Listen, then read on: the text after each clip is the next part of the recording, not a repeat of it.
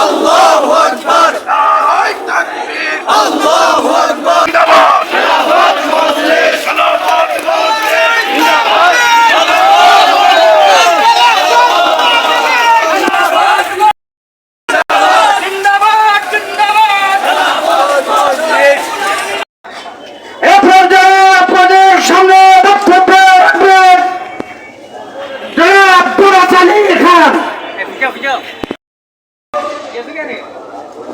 ঐতিহাসিক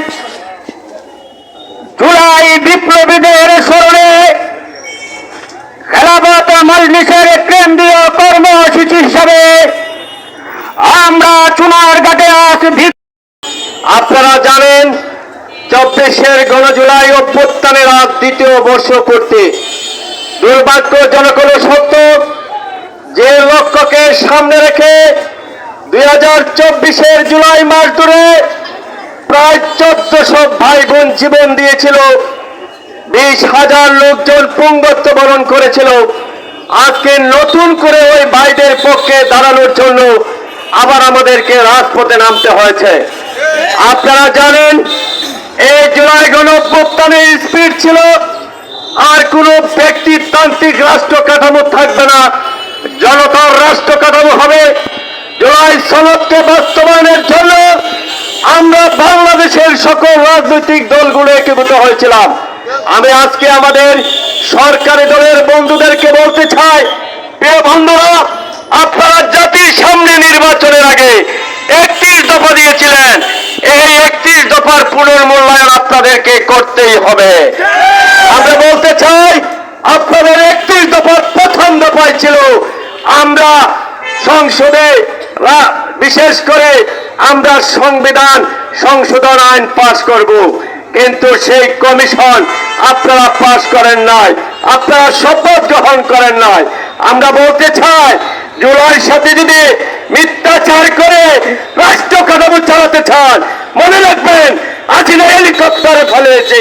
আজকে যদি আবার কেউ নতুন বাংলাদেশে হাসিনা হতে চায়, ফ্যাসিস্ট হতে চায়, বাকশালী হতে চায়, তারা কিন্তু হেলিকপ্টার নয়, গায়ের কাপড় নিয়ে বাংলাদেশ থেকে পালানোর সময় পাবে না। তাই আসুন ঐক্যবদ্ধ হন, দেশকে চালান।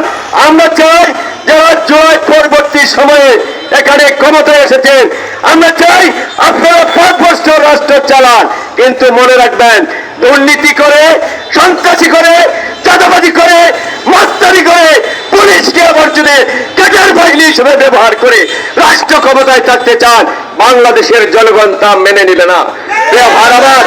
আপনারা জানেন এই চুনারঘাটে 4 লক্ষ মানুষের বসবাস।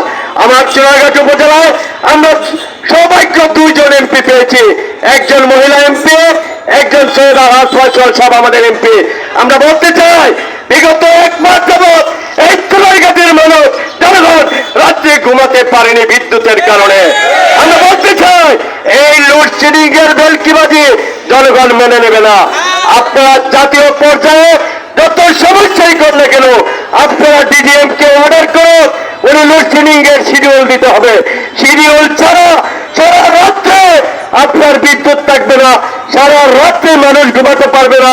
সন্ধ্যার পর থেকে আমার কোমলমতি ছাত্রছাত্রীরা বই খাতা নিয়ে টেবিলে বসতে পারবে না। এবং বাংলাদেশ জুলাই গণঅভ্যুত্থান পরবর্তী সময়ে আমরা দেখতে চাই না। হয়েছে জুলাই অভ্যুত্থানে 1400 ছেলে মেয়ে, যুবক, শ্রমিক, সাধারণ মানুষ জীবন দিয়েছে। আমরা আর সাধারণ মানুষের জীবন নিয়ে রাজনীতি করতে চাই না।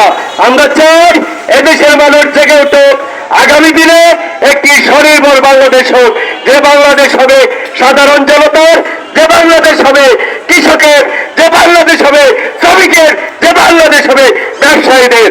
আপনারা জানেন আজকে সারা বাংলাদেশে আমি সকালে একটি টমটমে এখানে এসেছিলাম, আমি লক্ষ্য করলাম একজন ছোট ছেলে 12 থেকে 14 বছর বয়স হবে, একটি রিসিট দিয়ে টমটম থেকে চাঁদা নিতে চায়।